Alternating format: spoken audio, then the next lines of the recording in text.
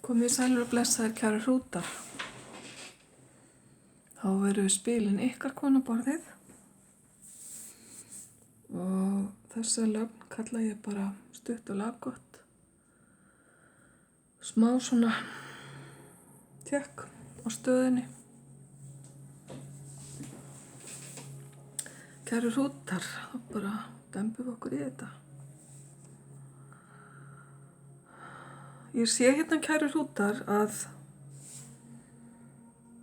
það sem þið hafi verið að fást við undanfarið hefur veitt ykkur mikla ánægju. Fortíðin ykkar sýnir gleði og ánægju ríka tíma. Hún sýnir tilfinningar sem flæða yfir í ríkum mæli og einhvers konar allsnægtir eða ofgnótt hafið þið verið að upplifa. Það getur verið að sumir ykkar kæru hrútar séu ástfangnir, hafið verið í ánægjulegum samskiptum við fjölskyldumeðlimi, vini eða einhverjir ykkar hafa ef til vill verið að eignast barn. Og margir eflaust að njóta sín í sumarfríi. Þetta spil bendir til vellíðunar á öllum sviðum, bæði líkamlega og andlega. Og í augnablikinu upplifiði verðskuldaða tilfinningu þess að allt gangi ykkur í hag. Stjarnan boðar von, hún boðar sterka tengingu við alheimsöflin og almættið. Hún boðar andlega tengingu sem að fer vaxandi hjá ykkur, eflist og styrkist á hverjum degi og þið upplifið það í senn hversu viðkvæmir þið eruð, kæru hrútar, og hversu sterkir þið eruð. Og akkúrat núna er eins og þið þurfið ekki að hafa mikið fyrir hlutunum, heldur leikur allt í höndunum á okkur. Og alheimurinn virðist spila með, ef að ég get orðað það þannig. Þið eru að koma út úr þessu mikla vellíðunar tímabili eftir ef til vill erfiðleika eða tíma þar sem ykkur leiða ekki sem best. Þannig að þið hafi verið ákveðnir í því að njóta og eruð ákveðnir í því ennþá að njóta í ríkum mæli og allt gott það að segja. Framundan hins vegar, kæru hrútar, sé ég dálítið erfiða orku sem getur staðið fyrir sorg einhvers konar eða áhyggjur. Hugurinn er að leggjast dálítið þungt á ykkur, það er að segja neikvæðar hugsanir eða erfiðar hugsanir. Það er oft sagt að sé stutt milli hláturs og gráturs. Ég er ekki að fara að spá ykkur einhverjum óförum, kæru hrútar, en lífið er stundum upp og niður. Þetta getur verið líka þegar maður flýgur hátt, að þá er lendingin dálítið harkaleg oft á tíðum. Kannski er eitthvað sem þið hafið ekki horfst í augu við á meðan á þessu vellíðunar tímabili hefur staðið, en nú er komið að skuldadögum, ef svo má segja.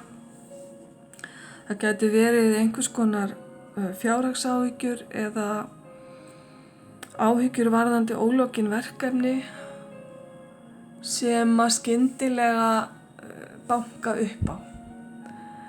Ef til vill hafið þið haft tök á að fresta þeim fram að þessu, en það gengur ekki til lengdar.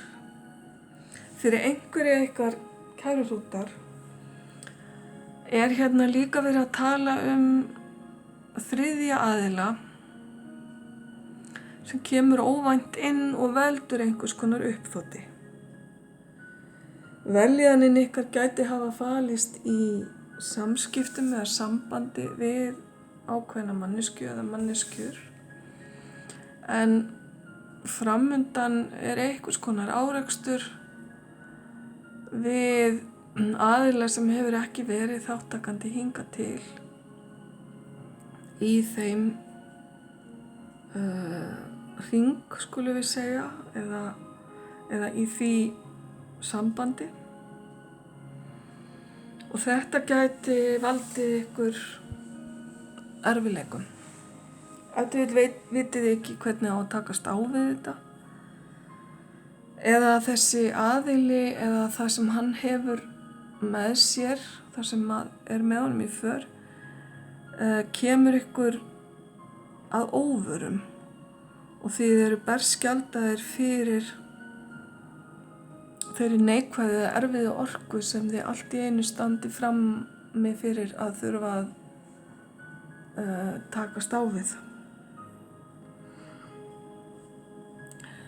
Hvað sem það þá þurfum við vissulega að taka ákvarðanir, kæru hrútar, eða allavega ákvörðun, skulum við segja.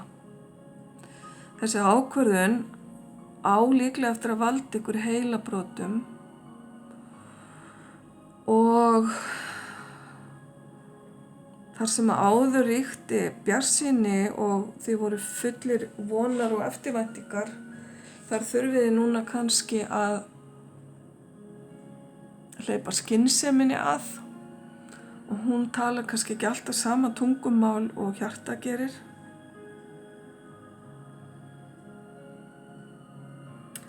En hvað sem það þá lausnin til staðar og þið munuð eflaust finna hana þegar að tíminn kemur.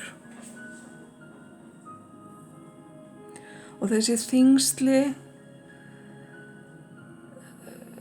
munu létta, þessum þyngslum mun létta, svo lengi sem þið takist á við málin af heiðarleika, horfist í augu við hlutina og látið þetta ekki kaffæra ykkur, skulum við segja. Kæru hrútar, rúnaspilið ykkar, þið fáið hérna rún sem rún augnabliksins. Hún bendir þér á að nú rétti tíminn til að taka á móti þeim tækifærum sem þér munu bjóðast. Þetta stundin sem gjörbyltir lífið þínu. Ok. Ef til vill byltingin fólgin í að taka þessa ákvörðun eða takast á við þetta sem veldur ykkur erfiðleikum og kvíða. Rúnin Dagas hið ófyrirséða, en þér getur ekki mistekist að hika sama og tapa, stendur hér. Þannig að hvað sem það þá þetta eitthvað sem að verður ekki umflúið og þú getur ekki séð þetta fyrir, samkvæmt þessum skilaboðum. Þannig að búa sig undir eitthvað sem maður veit ekki hvað getur verið dálítið erfitt. Þannig að það besta fyrir þig, hrútur minn kæri, ætla ég að segja, bara að reyna að vera sem mest í jákvæðri og góðri orku og uppbyggjandi. Þannig kemurðu sterkastur til dyra til að taka á móti því sem að fara að mæta þér. Og hvað sem það þá hefur þú óbilandi kraft og dugnað og von til að takast á við það. Kæri hrútur, ég óska þér alls hins besta með þetta. Ljós og kærleikur.